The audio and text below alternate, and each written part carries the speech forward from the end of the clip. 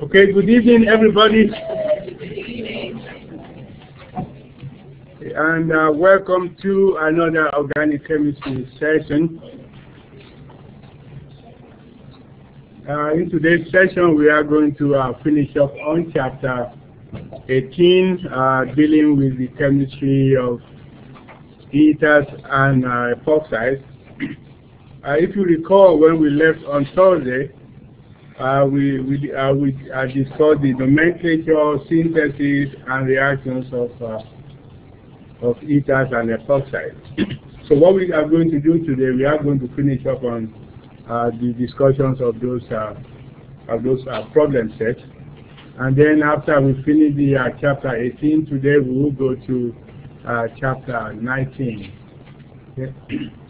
Keep in mind that your next exam will be based on chapters 17, 18, and 19. And also, I want to remind you that on Monday, the homework assignment for this week, which is the end of chapter 18 questions in how to be due. That is Monday, February 25 at 11 p.m. Okay, so let us go to the first set of problems today.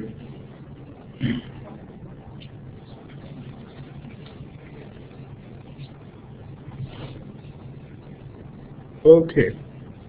Abraham, go ahead and read this question for us.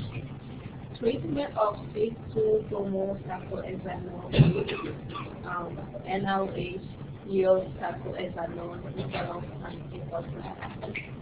Okay. So what they have there, this compound here, C2-bromocyclohexanol, was treated with sodium hydroxide. Okay, and instead of obtaining an epoxy molecule compound, what the product that was obtained was this ketone here. Okay, now what they are asking you to do is to explain how this happened. Okay, just a little bit of a background information before you do this, or before we do this, let me give you some background information. If you recall,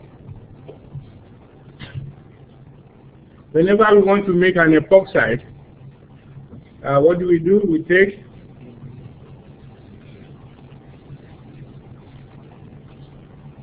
and it's one of the ways of making an epoxide is to take a carbon-carbon double bond and then we use bromine water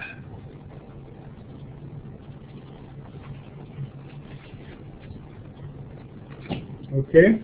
What does this reagent do to the carbon-carbon double bond? Anybody has an idea?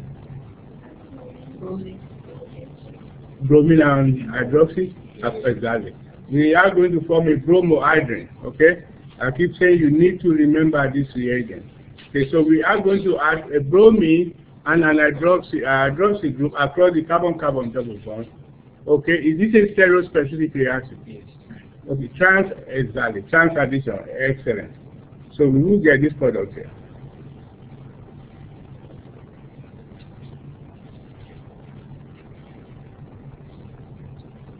Yeah.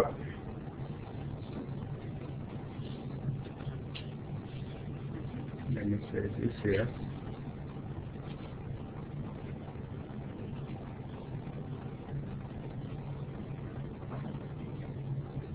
Okay.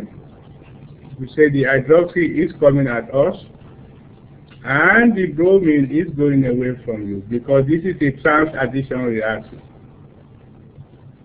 And then if you want to form an epoxide, what do we do? If you want to use this molecule to form an epoxide, what do we do? Add sodium hydroxide, excellent, very good. Now we have sodium hydroxide, so let us say we simply have hydroxide here. So all the sodium is doing is just a counter ion. Okay. If you do that, the sodium, what does the sodium do? The sodium, I'm sorry, the hydroxide. What does the hydroxide do? Abstract this proton from the hydroxyl. Very good. Okay, comes in here, pull away the proton from the hydroxyl group, and in so doing, you will now form the bonding electron goes to oxygen. So now we form this intermediate.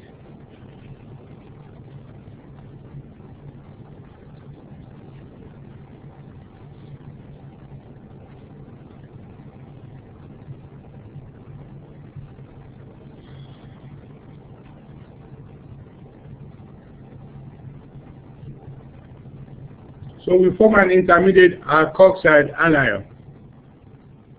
And now, what do you think will happen at this point? Okay, we will get an intramolecular Williamson ether synthesis. Because that is essentially what this is. This is an intramolecular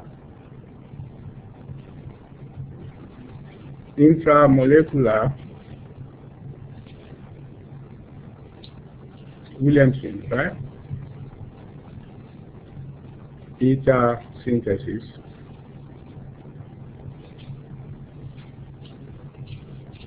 Okay. In this case, this is, of course, you know, this is an SN2 reaction. So this alkoxide here comes here, attacks this from the back, and in so doing, the bromine will leave, and then we form this product.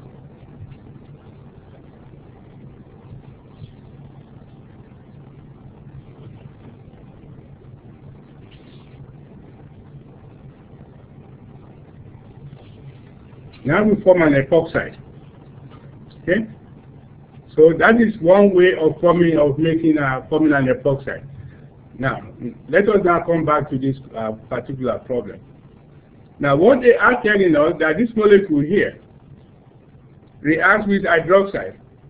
Okay? Instead of forming an epoxide, it does not form an epoxide, but instead it forms a ketone. Okay? So let me draw this molecule for you in a form that you may be able to appreciate what is happening here. But the way this molecule is written here, this is what we call the chair conformation.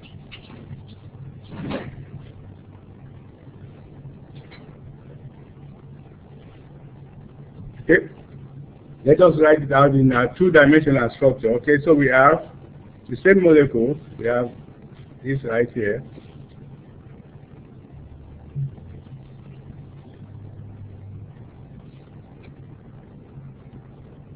Okay, now we are going to have bromine,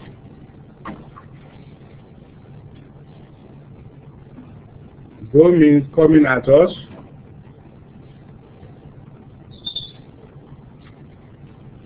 and of course the hydrogen is going away from you. And then we also have the hydroxide relative to the bromine. Where is the what is the stereochemistry? Where the hydroxide pointing to? Coming at you or going away from you? Relative to the bromine. See, it's going up the same way as bromine, right? Okay, so it is coming at us.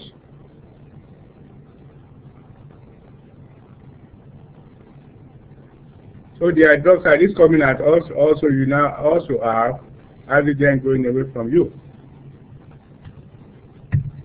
Now, this is the molecule they have here. When this molecule was treated with sodium hydroxide, let's just say hydroxide. Okay, what is the first thing that will happen?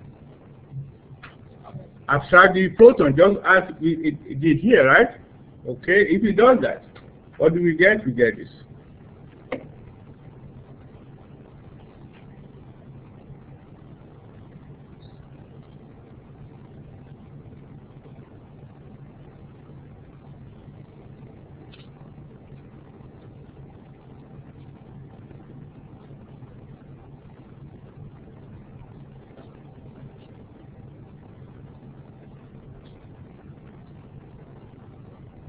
Okay, see what happens here. We now form an intermediate alkoxide. Keep in mind that the Williamson ether synthesis is an SN2 reaction. In other words, when you have the nucleophile coming in, attacking the carbon that is to which the living group is attached to, the nucleophile has to come from the back. And that is why you have inversion of configuration. Okay? You follow, so far you follow that, right? Okay. Now, and now I want you to answer this question. Do you see this molecule the way we have it? Are we going to get an SN2 reaction between this epoxide and this carbon here? Is it possible? Look at the stereochemistry of the bromine and the oxygen. They are cis to each other. Okay? Exactly. They are cis to each other. And because of that, there is no SN2 reaction. Because for SN2 to take place, there must be, the nucleophile must be coming from the opposite direction. And that is why this starting material here, so that is the explanation as to why this compound here, when it wants to react with hydroxide, it does not give an epoxide. Okay? Now, instead of giving an epoxide, what does it do? It does the next thing that is available to it. And what is that? Simply say, okay, if I cannot do that, let me simply now come here, form a carbonyl carbon. Okay, this here, this hydrogen here will shift, the hydrogen there will shift, look at this hydrogen here with an hydride. Now it's going to now shift as an hydride. Keep in mind, an hydride will also act as a nucleophile. So now, instead of the oxygen acting as the nucleophile, the hydride comes here, because it's coming from the back, the opposite direction, right? So it comes here, attack this, and the bromine will leave. So in essence, you see, have the bromine, you see, have some kind of SN2 reaction. The difference here, it involves the hydride and this carbon. And when you do that, you are going to generate this carbon here become deficient of electrons. It will now be only 3 bonds attached to it. In other words, it will be a carbocation at that point. And then, at the same time, simultaneously, this electron on oxygen simply comes here. Okay, let us see. Let us go through the steps. Let us imagine that that happens.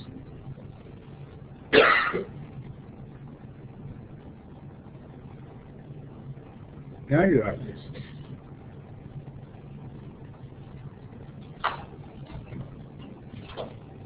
Now this is now positively charged, right? And the oxygen now is here. Negatively charged.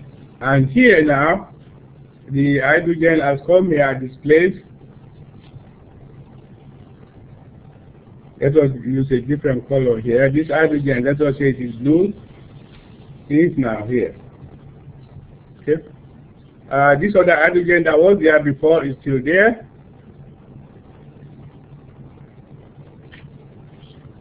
That was the original hydrogen, which is this one here. Because it is now an intermolecular SN2 reaction gets put towards you. Okay, now at this point, what happens? What do you think happens at this point? If you look at this intermediate, what does it look like? This is a resonance structure of a ketone, right? Okay? This is a resonance structure of a ketone. So essentially, therefore, since they now have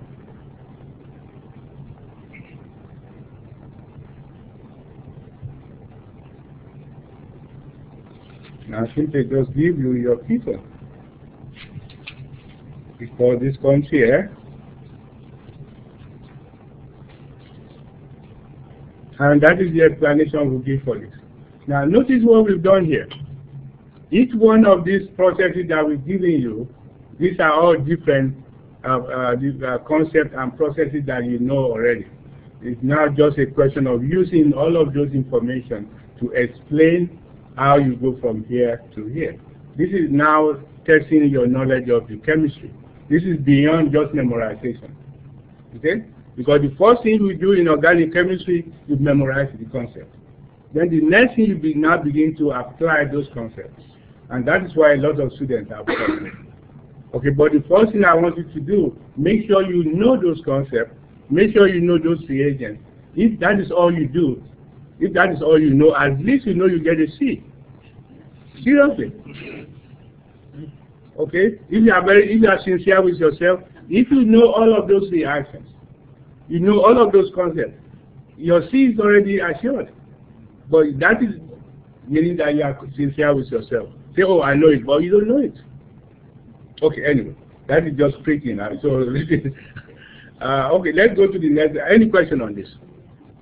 Okay, so let's go to the next one. Okay, so let's see. Spencer, go ahead and read this question first. List the products of the following ether cleavage reaction. Okay, thank you. Okay, in this case, once again, we want to test your knowledge of reaction mechanism. Do you actually understand the concept? Now, what is going on here? We have an ether. Okay, this ether here is attached to a methyl group and a tertiary carbon. The question now is to predict the product. Now, ordinarily, what happens? Okay, you have hydrogen iodide. It is similar to saying you have hydronium ion. Say we have hydronium ion, which is essentially this here. A proton attached to water. Okay, so we have this here, hydronium ion. Of course, we also have water in solution. Okay, so that hydronium ion, think of it as a proton and the iodide, because you have hydrogen iodide. Okay, so what do you think will happen here? What will be the product of this? I'll give you a clue. You have not got a pair of electron on this oxygen. Okay? What happens when you have oxygen either in alcohol or ether, and then you have acid? Protonation. The same thing you have when you have epoxide. For those of you who are in the session last night, we discussed very extensively protonation of epoxide to form, to open up the epoxide. Okay, now, so the first thing that happens, even though this question is not asking you to give the mechanism, it is important to know the mechanism in order for you to know the answer. Okay, so let us go through it. So you have this. Iodide is here. And the first thing that happens, of course, this here comes here, picks up the proton. Let us imagine that we have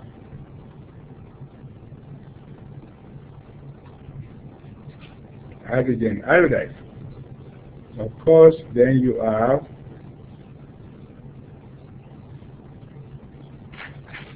the iodine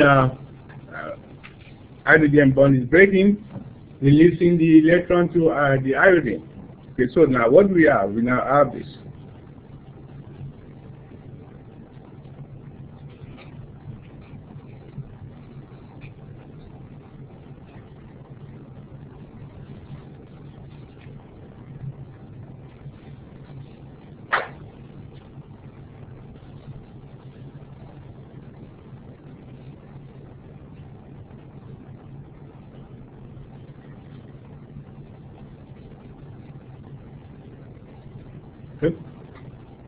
And the iodide is here somewhere. Okay. That happens with all of the ethers, including the epoxide. Now the question now is, what is going to happen next? Okay. Ordinarily, this iodide will come to attack this carbon here to release this alcohol. That would be an SN2 reaction. But anytime you have the oxygen of the ether is attached to a tertiary carbon, Okay, and you protonate that oxygen, the first thing that happens is you're going to get formation of a stable tertiary carbocation. So therefore, this will break away, because at this point we are going to lose a very stable molecule, which is an alcohol. It's almost like losing water. Okay? So now we have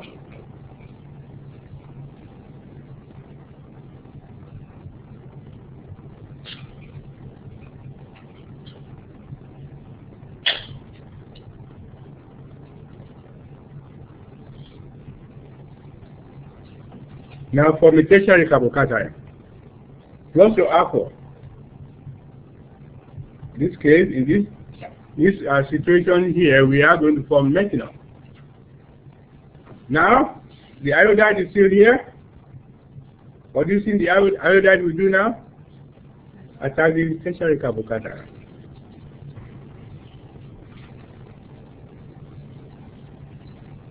Okay? Now, for subsequent problem, if you are not asked to give the mechanism, I will tell you how you arrive at giving the product. Let me just write it. Okay, so therefore the product will be this here.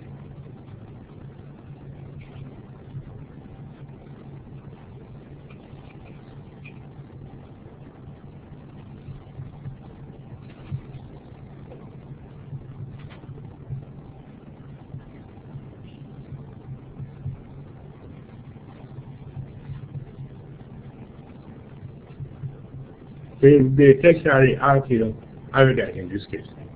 Okay? And that will be the product. Now, supposing this is what I give you. You got this?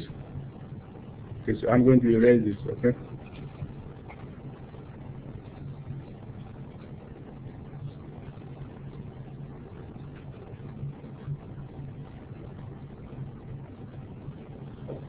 So this is the product.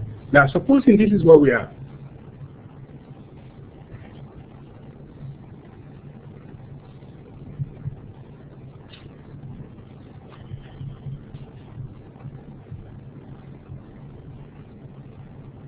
Okay?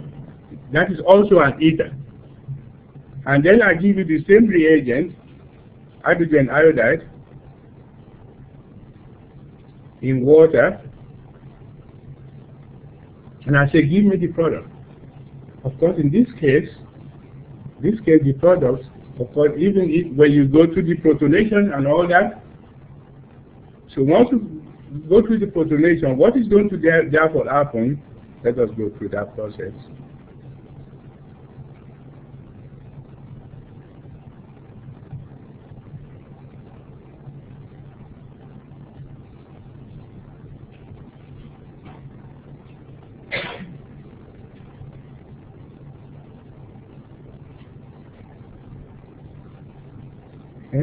Iodide here. Now what's going to happen? Now this is now going to be an SN2 reaction. In which case you have, this here will now, you have two choices here. That the iodide will attack the metal, or it will attack this carbon here. Okay, and this is going to be an SN2 reaction. Keep in mind, SN2 reaction is favored anytime you have either a metal substrate, a primary substrate, or a secondary substrate. So in this case, where will the iodide attach? Metal or this Ca2 here? Where will it attach? To metal, because there is less steric index. Okay, so it comes here. Attack that, and then once it does that, this will open up. Okay, and so this is a strictly an SN2 reaction.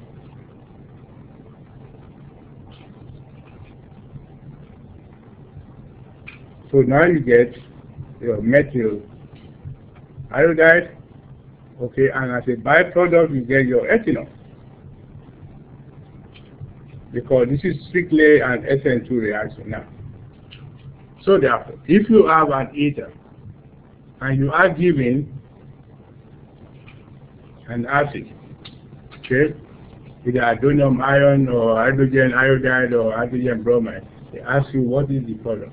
the product depends on the mechanism of the reaction. Now, if your starting material is an ether that is attached to a tertiary carbocation, then you are going to get an SN1 reaction, in which case you form a carbocation. And once you form your carbocation, then the nucleophile will attack. Okay? On the other hand, if you have an ether in which the oxygen is attached to either a methyl or primary carbon, then you will get an SN2 reaction. So your product depends on the starting material. Is that clear? Okay. So supposing we have this.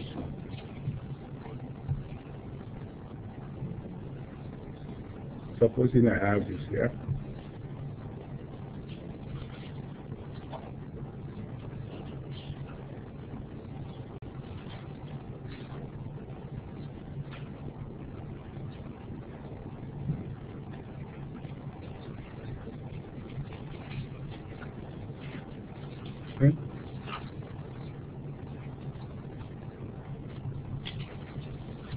Hydrogen bromide. Okay, let us label this carbon here. This is carbon 1 and carbon 2. Where would the bromine go? And where would the bromine go in this case? We know we are going to cleave the so where will it go? Carbon number 1, right? Okay, very good. So therefore, this will be your product. Because this will go through an SN1 reaction mechanism. Okay? Okay, so I think we've exhausted that question. Do you have any question on this before we move on? Okay. We go to the next one. Of course, this will be ethanol form here.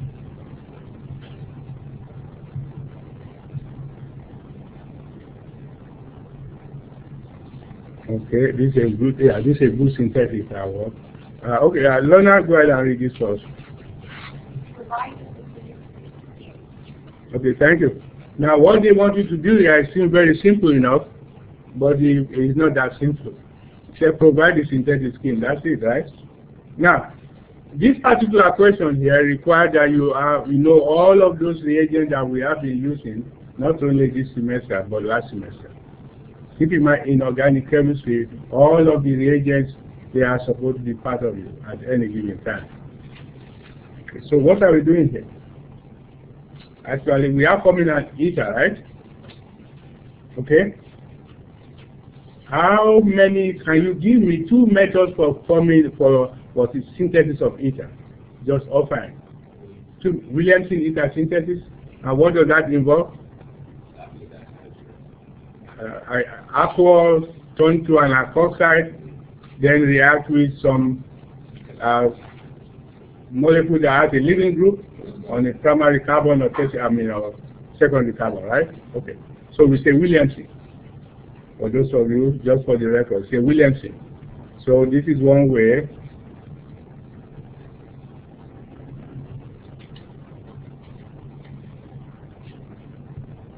Okay, that's one very good way of making ether, and that is, we say alcohol go to alkoxide. You can fill in the missing reagent. Okay, and then the alkoxide will now attach some alkylating agent, right? Okay, so let us say here. And that alkylating agent will be some leaving group attached to a primary carbon or secondary carbon. Let's say iodine.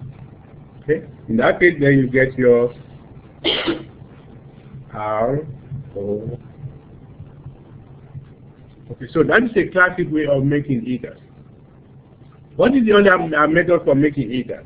Let's call that too. Oxymercuration, demercuration. Very good. Oxymercuration, demercuration.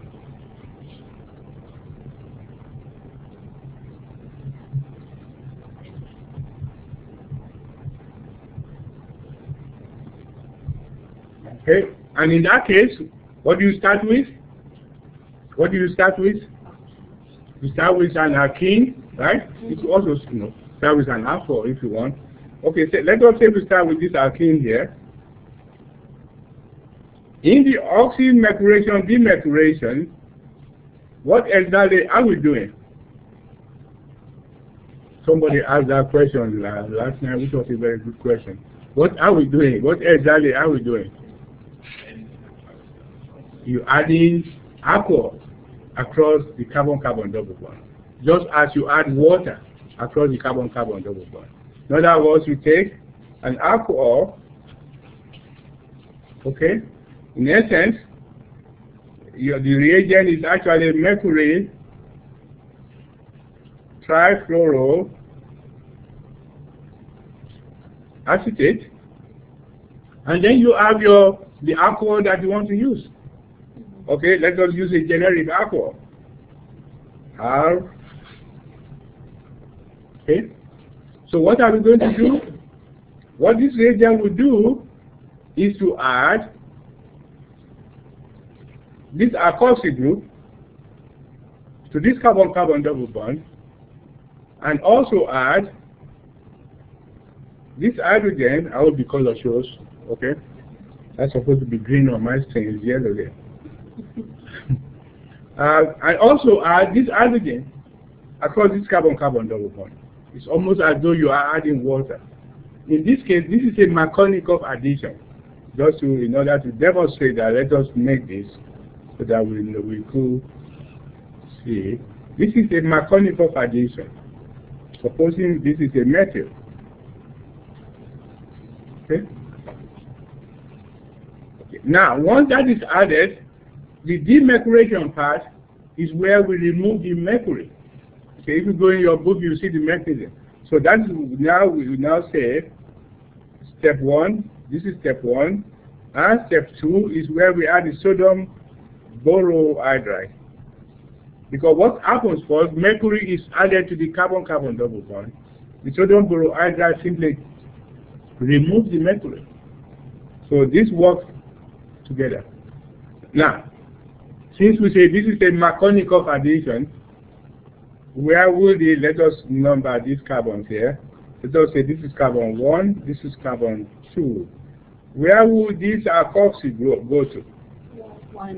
1. Okay? And then, of course, then the hydrogen goes to 2. Very good. Once you know that, that's all you need to know. Okay. So now we get this product.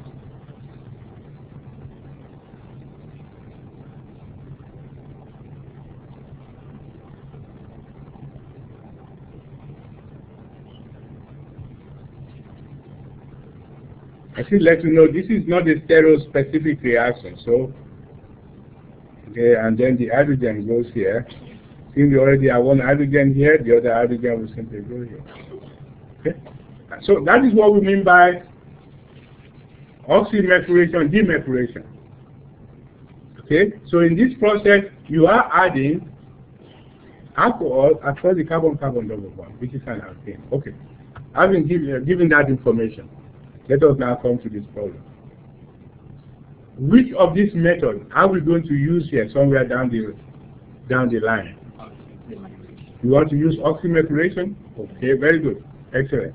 So if you want to use oxymaturation, what then do you need to do to this double bond?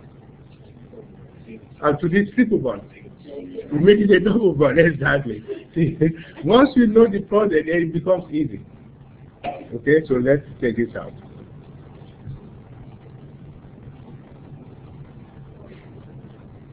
But if you do not know those reactions, you really cannot ask yourself those important information that will lead you to providing the scheme. Okay, so since we say you want to use oxymaturation, that means you need to convert this here to a carbon-carbon double bond. So then the next question is, what is the reagent that you need to convert a triple bond to a carbon-carbon double bond? H2. What do you need? What do you need? H2. Linda, right. H2 is Linda. Very good. I'm glad you guys have not forgotten that. Linda. Okay? You are going to do hydrogenation using Linda catalyst. Okay, so therefore, what do you have? We have this.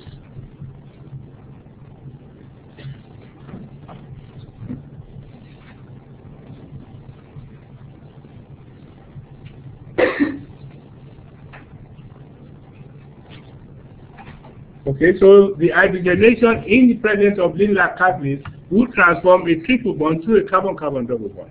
Okay, once you do that, then how do you go to here?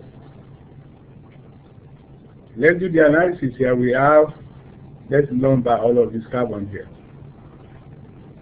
Okay, let's say this is carbon 1, 2, 3, 4, 5, and 6.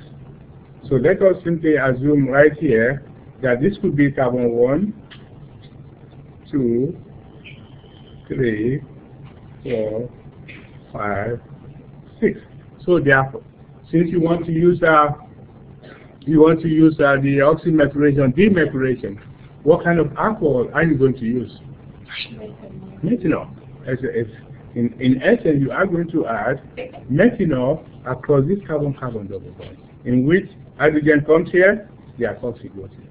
That's all. So once you know those individual reactions, see the beauty of organic chemists. The organic chemists. Don't you all want to become organic chemists in the future? You do make a lot of money. If you work in industry, you make at least $120,000 just right away, and you do not owe $50,000 after coming from the medical school, right? Most of you owe $100,000 coming out from the medical school. So you may want to think about that. That might be an alternative for you. You get to make new molecules, make new drugs, right? Develop new reagents so that students will not begin to worry about knowing those reagents, right?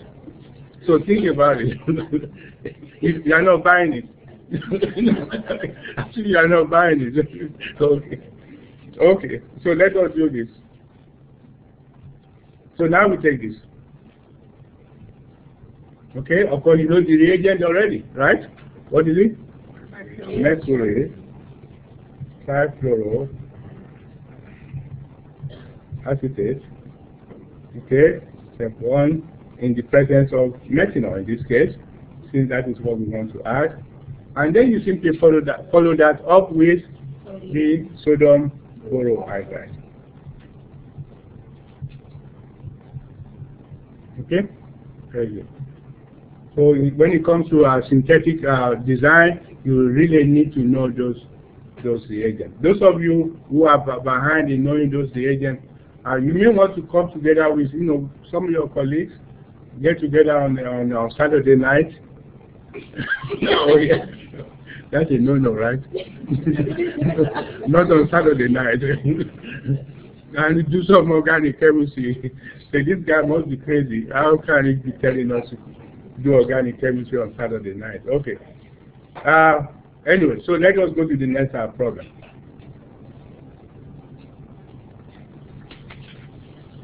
Okay, this is another problem that challenges your critical thinking power. Okay, so let me see here. Chandler, can you read this for us? Treatment of a ketone with sodium borohydride leads to yield a secondary alcohol. Surprisingly, treatment of an overload ketone with sodium borohydride yields an oxide rather than normal alcohol to the structure of the alcohol. Okay, thank you. Now, essentially what this is saying is, this compound here, when you treat this compound, with sodium borohydride, remember we went through the chemistry of reaction of sodium borohydride with ketone. Okay, earlier on when we did that, was it chapter 17 or 18? Okay. When you react sodium borohydride with the carbonyl of a ketone, what do you get? Remember, you get a secondary alcohol. And that is what they're telling you here. Okay? When this compound was treated with sodium borohydride, what was expected was an alcohol. But in this case, they did not get an alcohol. What they got was an epoxy molecule. Okay? An epoxy molecule. And the bromine was gone. Okay? In other words, this is what they got.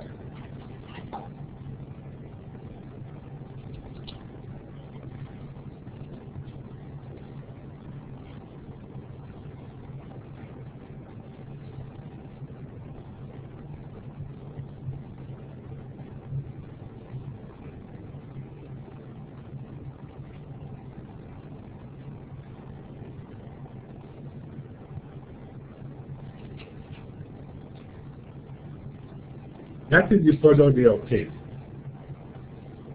Now they say, explain how that happens. Now for you to be able to do this, you have to know the mechanism of the reaction of sodium borohydride with a ketone. When I give you a mechanism, that means it is important for you to know. For the most part, most of these other reactions, we don't give you the mechanism. Because really, that's what you do when you get to the graduate school. Okay, but for here, you should know the mechanism of the sodium borohydride. So what is that mechanism? When sodium borohydride reacts with a ketone, what happens? What is the first thing that happens? Okay, what does sodium borohydride, what does it provide? Hydride, exactly. It gives you an hydride. So on that basis, an hydride will react as a nucleophile, right? Okay? And keep in mind what we see here, we are forming an epoxide. So somehow we are going to form an alkoxide that would displace this bromine. Another case of an intramolecular Williamson. Now the question is, how did that happen? Okay, so let us see what happens. Okay, this hydride, if it is going to act as a nucleophile, does it just attack this carbon to displace the bromine? No, that's not the case. So what does it do? It attacks the carbonyl, which is what it normally would do. Attack the carbonyl. And then this carbonyl oxygen now becomes negatively charged. So let us now write the rest of the molecule.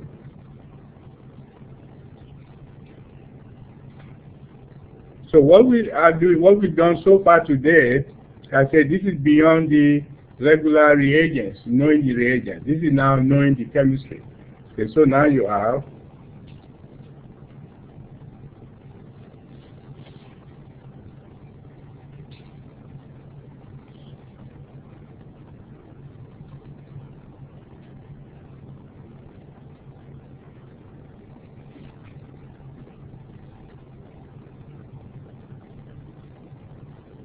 now what do you think happens now? Okay, before you added the, remember in sodium borohydride reaction, we add the dilute acid at the end. But before you add the dilute acid, what happens? Right? What happens? An intramolecular Williamson. Okay, you now get an intramolecular SN2 displacement.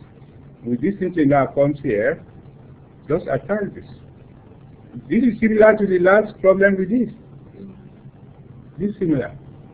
Because the rationale is the same, the concept is the same, even though the molecules are different. Okay, so now so once you do that, you get this here.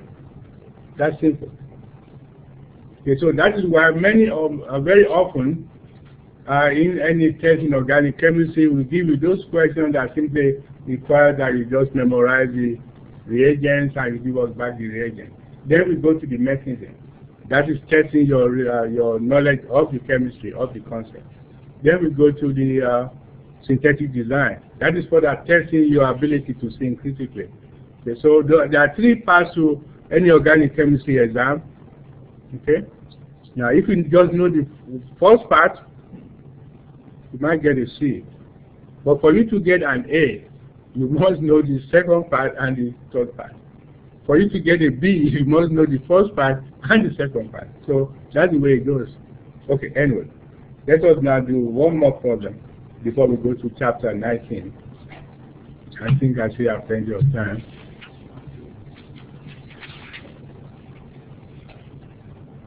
Oh wow, plenty of time. We are going to be here for a while. Okay. Okay. So now let's go to this one here. This is the last major reaction that we are going to discuss in chapter 18 under ethers and epoxides. Okay, so let me see here. Mohammed, go ahead and read this first.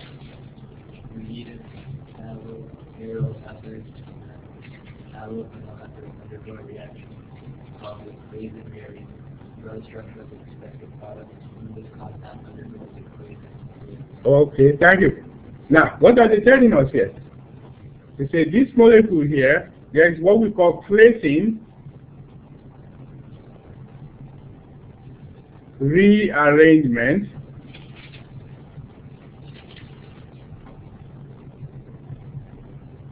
this molecule here, when you heat it up, just regular, just heat, just the same thing you did when we did the Diels-Alder reaction, very similar to the Diels-Alder reaction. When you heat it up, what happens?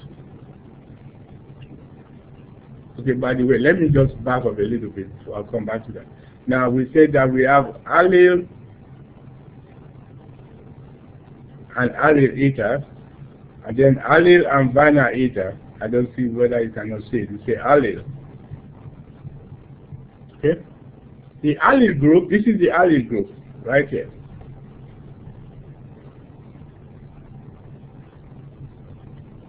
Anytime we say allele, that is what we mean. That is the allele group right here. And this carbon here we refer to as allelic carbon. And those hydrogen attached to the allelic carbon we refer to as allelic hydrogen. Okay, just as we think of methyl group, or ethyl group, or propyl group. Okay, so this is our accepted IUPAC branch or fragment. Okay. Another fragment that you should know is this here.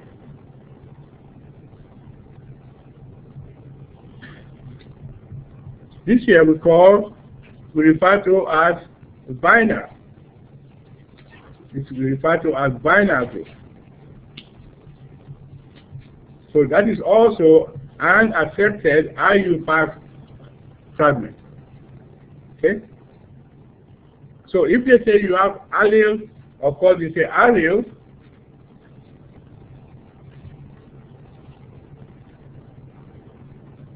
when they say allele, allele is this here. Anytime you have a benzene,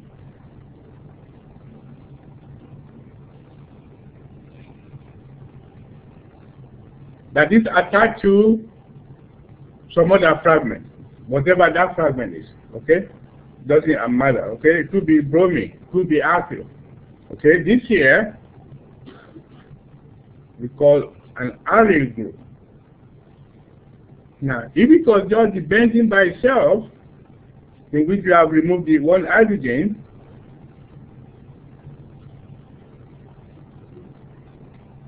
this is important going forward, so we don't need to define this fragment for you in the future. If this is what we are, what do we call that group? Phenyl group, exactly. So that becomes a phenyl group. This here.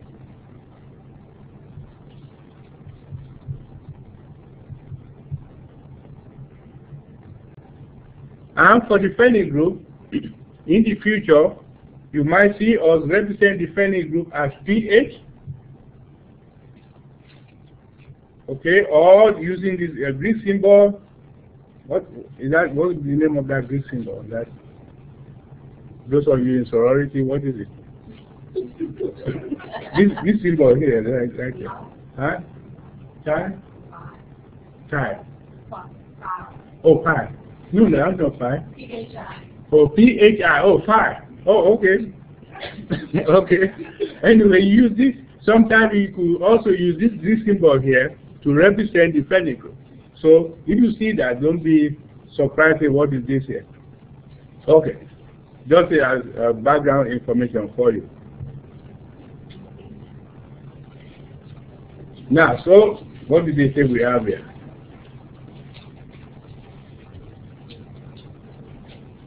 Anytime you have this molecule here,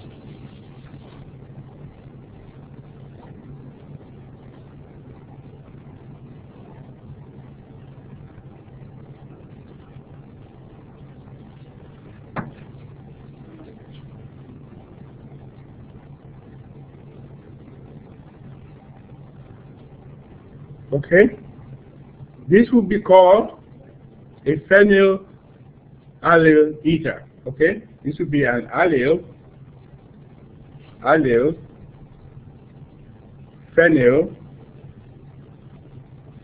ether. That would be the name of that compound. Okay. Now, if you have some group attached to the benzene, it becomes an allyl phenyl. I mean allyl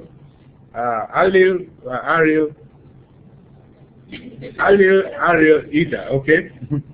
Okay. Now, what happened to this molecule? If you apply heat to this molecule, this is what happens.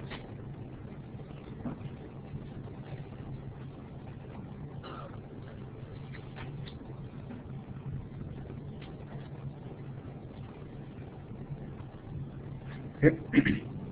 This here,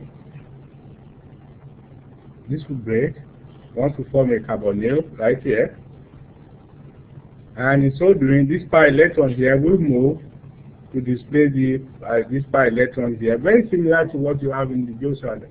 And then this double bond pi electron here will move, and all of those things are happening at the same time. It's almost like a 6-member ring transition state is formed. And then what you get, just in one sequence of electron motion, so now you have this here.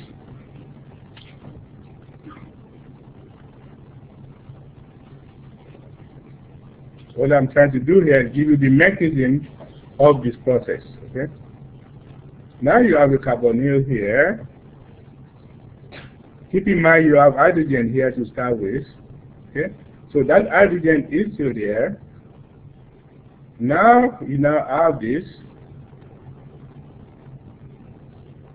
The double bond has now moved to this here. Keep in mind, let us follow this. This here is this carbon here. Okay?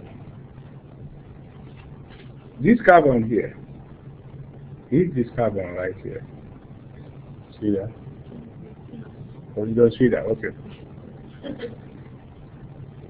This here is this carbon here. You see that? Okay. And then this here, this carbon here, now is this here. Okay. So now what have we formed? We formed them.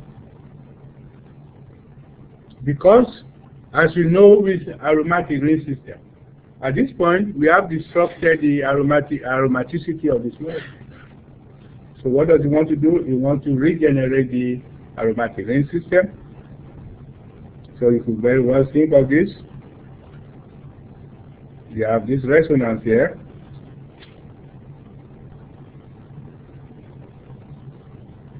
You draw another resonance for this, and then you get this.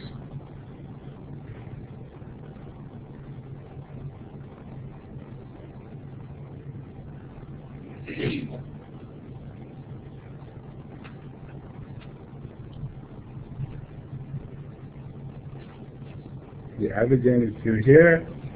Now this is still here. Okay. Now the positive charge is here. Okay. Now what do you think is going to happen? What do you think will happen at this point? What will happen is this alkoxide anion here will come here and grab this proton. When it grabs that proton, it will release the pair of electrons, and that will now form the double bond to form. You go back to the aromatic ring system. So now you have this, and then you have this.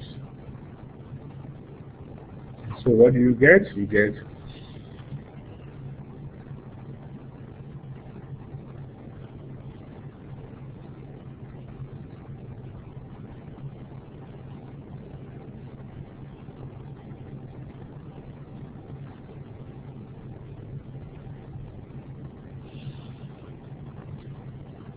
okay, now what we're giving you here, now see what we've done? Go from here. We now show you how to go from here just by applying heat to here, which is nothing but a rearrangement now forming a phenol. Okay, that rearrangement is what we refer to as Claisen rearrangement. It's only one type of reaction, but it is a very important reaction. Okay, going from here, no, okay, I'm sorry. I see Mariah looking at me. Okay, no, forget this. Okay, I was just, okay, no, that's not this one, no, that's not it. Okay, but this, what I've given you here, going from here to here, that is what we call Claisen rearrangement. I saw your face. Okay, Claisen rearrangement. Now, how does that apply to this? Okay. Now, the Claisen rearrangement is a very, very useful reaction. You can imagine. Okay, let us now see. You enjoy this, right? Okay, I'm going to read this. I gave you that background so we could understand what is happening here. You do not necessarily need to know the reaction mechanism. I would not ask you for the mechanism, but it is important to know the mechanism. See, when you get to the graduate school, then we ask you for those kind of stuff. Okay. Now, what do you think we are going to get here? If you look at this, okay, they are asking us, okay, you're going to apply heat. It's a Claisen rearrangement. Okay, will this rearrangement occur on this carbon or on this carbon? Let me say this is carbon 1 and this is carbon 2. Where will it occur? Where? Well, let me give you a hint. There's hydrogen here. And there's no hydrogen here. Exactly. So the rearrangement will occur on this here. Because at the end you have to lose the hydride you have to lose the hydrogen. So therefore the rearrangement will be here. Okay? So let us draw it in a way that you will see this better. In essence, we have this.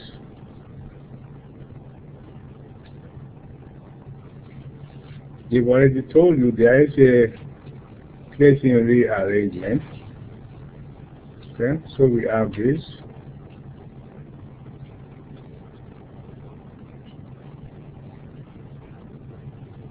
So we are going to have this here. Okay, now the difference now we have methyl here, methyl here. Okay, so what will be the product? We also have methyl right here. What will be the product? Okay, let me show you how you find out what the product is. In essence, think of it, you are going to attach this here, this carbon to this. You will be attaching that carbon, the carbon of the carbon-carbon double bond, to the auto position. That is where it goes, to the auto position of the oxygen. Okay? And in so doing, you're also going to move these two here, to form, I'm sorry, forget that I was trying to draw the mechanism again. Okay? So you're also going to have this, in which you have, let's see here, this will be joined to this, right?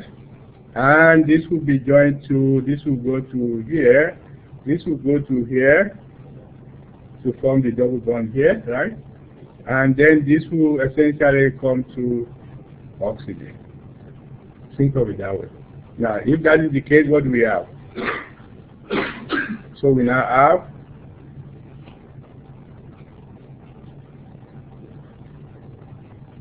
okay?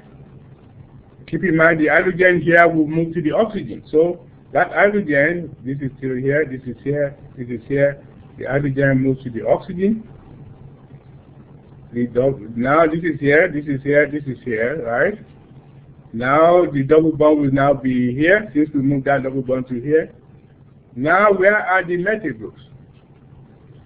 They will be here. Okay? And that is your product of the Claisen condensation, Claisen rearrangement reaction. Okay. So that is the way you look at it. Okay, so the answer to this question is here. This is right there. Okay, so the Clayton rearrangement is exactly what it is. Anytime you have, this is an aryl or an allyl ether, what happens, there is a rearrangement so that the carbon, the second carbon of the carbon-carbon double bond will now be attached to the auto position. And in essence, the double bond will move, okay? And that's what you get, yes.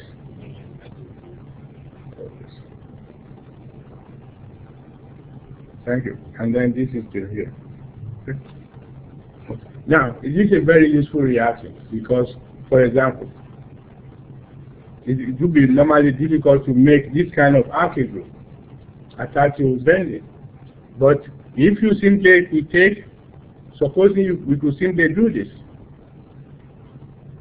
So I say, how do you go from here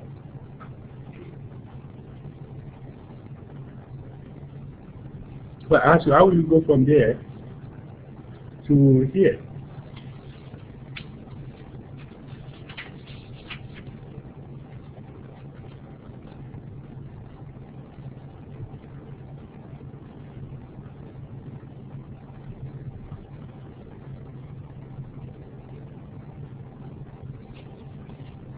Here, if I say, how will you go from there to here?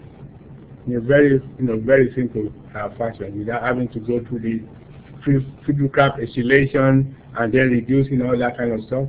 To do that, all you do is do the Williamson ether synthesis, right? Step 1, sodium hydroxide, okay, to form the phenoxide, and then you add to that the alkylating agent. To have your alkylating agent, which you have is here. Sorry.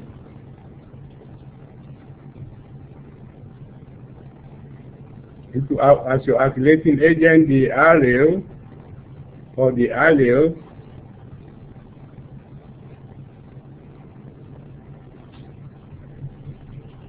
bromide, okay, and once you form, you do the Williamson ether, from the alkoxide will attack this position here to form the allyl phenyl ether, and then after that, what you do, you then do step 1, you heat it up to do the Clayton condensation, then step 2, you just do hydrogenation, right? That will take care of the double bond. So, see what this does, if you wanted to normally do this, okay, you will say, well, I could do a triple cap acylation. The problem with that is you are going to get a mixture. You will get the auto product, you will also get the para product. Sometimes in organic chemistry, when you do synthesis, it is very difficult to separate your mixture. But in this case, it's a very clean reaction, so that's why it's a very useful reaction. Okay, so at this point, we have come to the end of chapter 18, and we still have plenty of time to go. So let us just introduce you to chapter 19. So I'll give you about a 5 minutes break. So I know that you guys are looking a little tired at the end of the day, so take 5 minutes off, and then in 5 minutes we'll be back with chapter 19. Okay? If you want to ask me a question, you can come down here and ask me your question.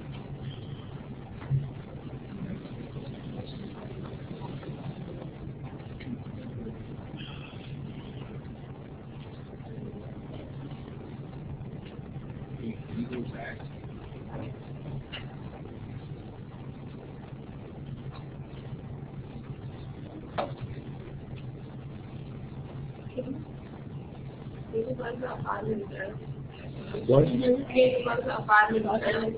Oh, you want to, okay, okay, that works, yeah.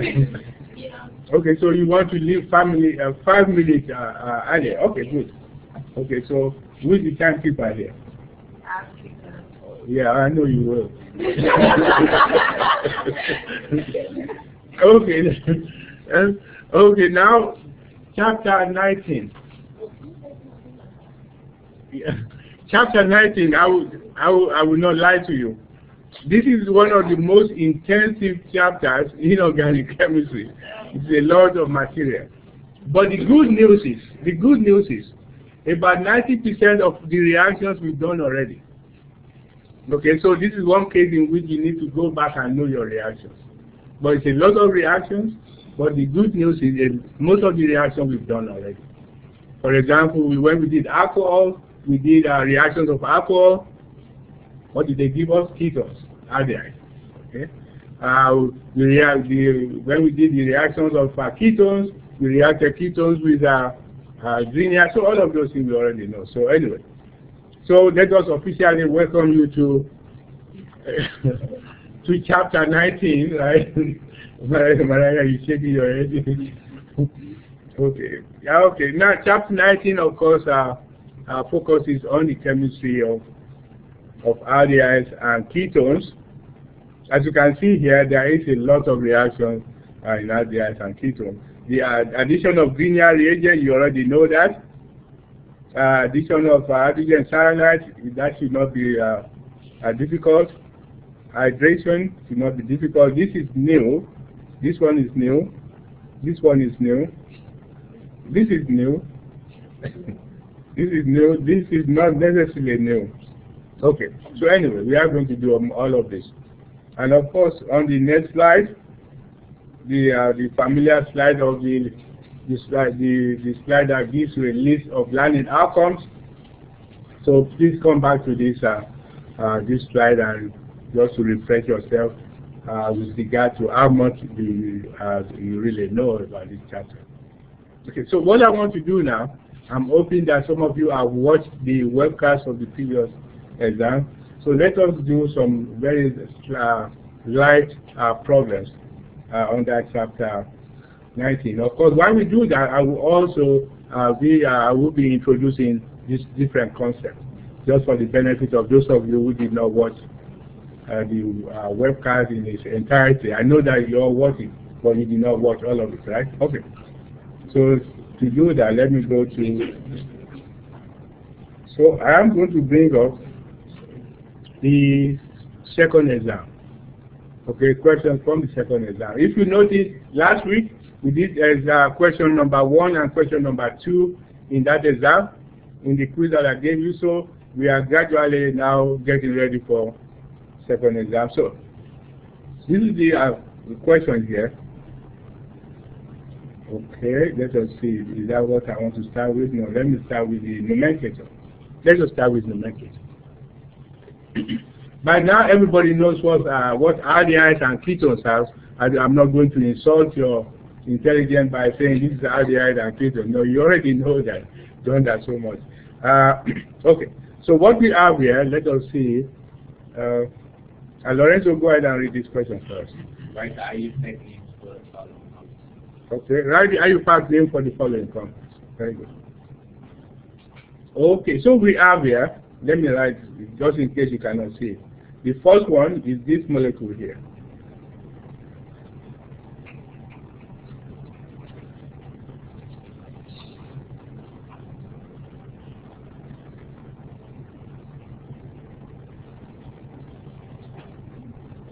Okay, that is the molecule. You are supposed to write the IUPAC name for that.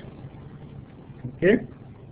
Now, when you come to the aldehydes and ketones, say for example, if I give you this here,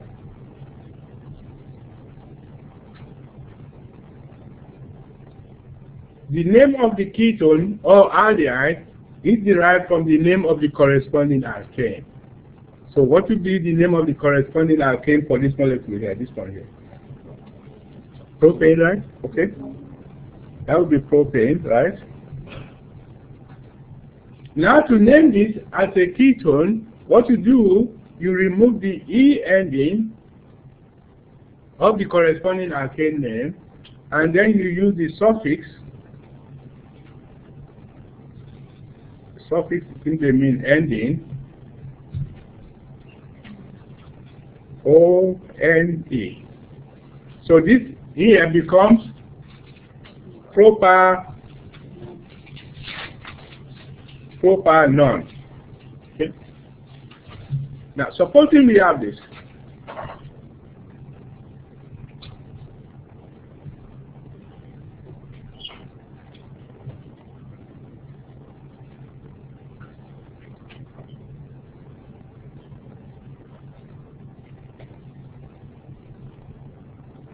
What would be the name of the identified name for this molecule here? What is it? Pentanol. Pentanol. Okay, what kind of pentanol? 2-pentanol. Exactly, 2-pentanol. Now, so you have to give the assigned numbers to the base name such that the carbonyl carbon will be given the lowest possible number. Okay, so therefore you have to start numbering from here. So this is 1, 2, 3, 4, and 5. So therefore this becomes 2-pentanol.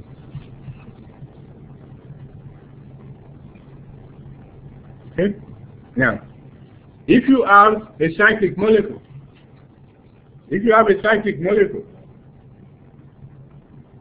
like this here, you don't need to indicate the position of the carbonyl. Just simply say what would be the name of this?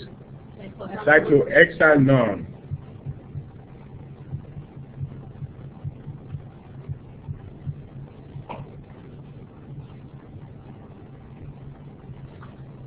Now, if you have, yes. Well, because it will be redundant at that point, because the carbonyl, if it's going to be a ketone, it cannot be anywhere else. You follow that? Okay. Okay, so now, if you have this,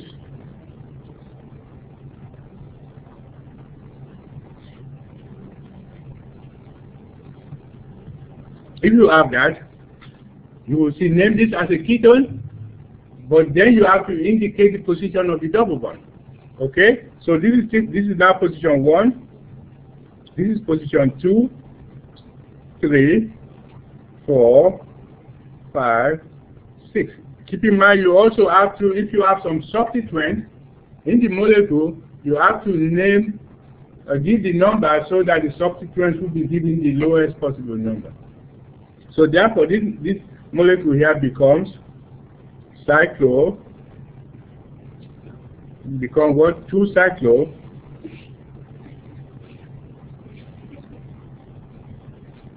cyclohexene,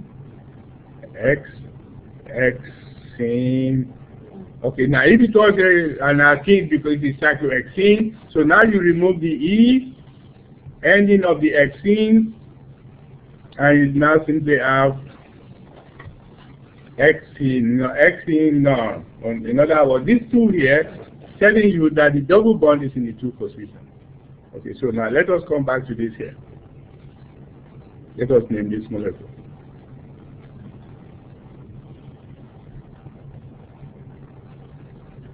Okay, does anybody know what this molecule will be called at this point?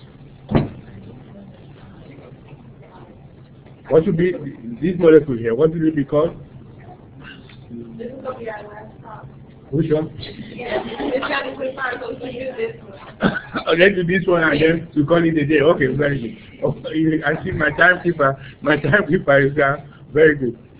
Chandler, oh, you have a question? I was going to tell you this. Huh? Oh, okay, go ahead, give it. 5 isopropyl 5 isopropyl. Say that again. 5 isopropyl 2-methyl, okay. and then 2 Propyl. Where's the double bond? 2 exactly. 2 cyclo. Okay, 2 cyclo. Hexenone. Okay. Okay. So now, when we come back on Tuesday, we are going to continue with working problems on chapter 19. But please, make sure you watch those webcasts of the previous lecture, which is the spring of 2012 lectures. Those webcasts are posted in your Blackboard. Please take some time to watch them so that makes our session go more productively. Okay, so enjoy your weekend.